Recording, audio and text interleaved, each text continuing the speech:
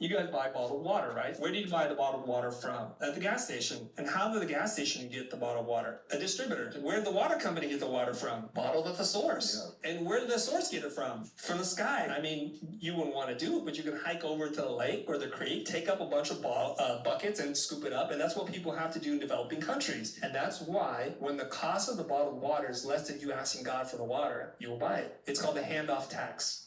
Every time something touches another hand, they have to make a little bit of money. And we creative people forget that there's a whole supply chain creates value each time you go up the supply chain. Because we can actually be God. We come up with ideas. We can plant the seeds, like lay out the vector. We can be the farmer and assemble that with images on a page. We can do the coding to develop the website, so we just sell it for one price. This is a big difference between the entrepreneurial mindset and the solopreneur freelancer mindset. And when you understand this, you're gonna approach this in a whole different way.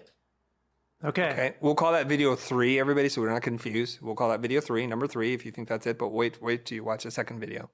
We're showing up to blend into being average. In Jungian ideology, the ego regulates between the shadow self, the things that you have anxiety, that makes you nervous, that makes you feel some sense of shame or guilt, and the persona, who you show up in the world to be accepted. Most of us live in the persona, and we don't even know it. We pursue a professional career because someone told us that's what you do to be accepted. As social creatures, we need to feel connected to other humans. We've gotten really good at blending in, being quote-unquote normal. If you look up in the dictionary the word normal, it kind of means average. So we're okay saying, I want to be normal. I don't think we're okay with saying, I want to be average. This seems counterintuitive if you want to build any kind of social media following, if you want to be any kind of thought leader. In fact, to be a thought leader, you have to be a contrarian. You have to go against what everybody believes. You have to find like where everyone goes this way, you're gonna go this way, but you have to be right. And that's the difficult part.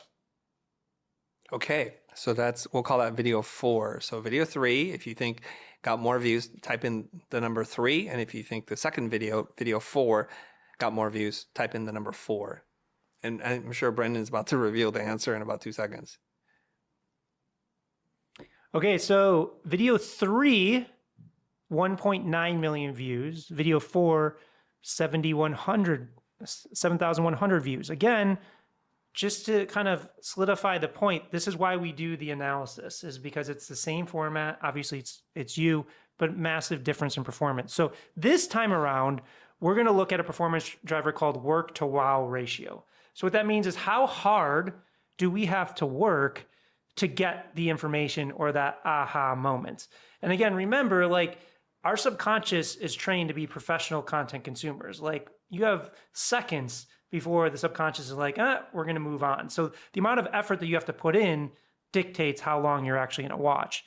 So if we look at that high performer from a work to wow ratio, there is a very clear insight. There's a logical flow to it. You do an amazing job. This is one of my favorite videos that you've done for viewers to kind of absorb the information. We don't have to overthink it because you lay it out so brilliantly, like step by step. And the other thing is you are breaking down a pretty complex topic like supply chain, and it went viral. So when we're talking about things that are not sexy or interesting, supply chain's not on the top of the list. But because you break down this complex topic in a simple way with this entrepreneur mindset and using this analogy and visual diagram, it helps us as viewers understand what you're trying to convey to us in a very simplistic way. Versus are you blending in, the explanation, it kind of rambles on. We kind of just get thrown into the beginning of it without a lot of I blame the editors, by the way. And it could be. No, I'm just messing around. The visuals, you can't really see the visuals on the board. It's kind of distracting in a way. We're like, should we be paying attention to that whiteboard or not? And the main point is lost about halfway through. And we're feeling like we get left behind. And one thing we know is once the subconscious feels like it's being left behind, it's just going to move on to the next video.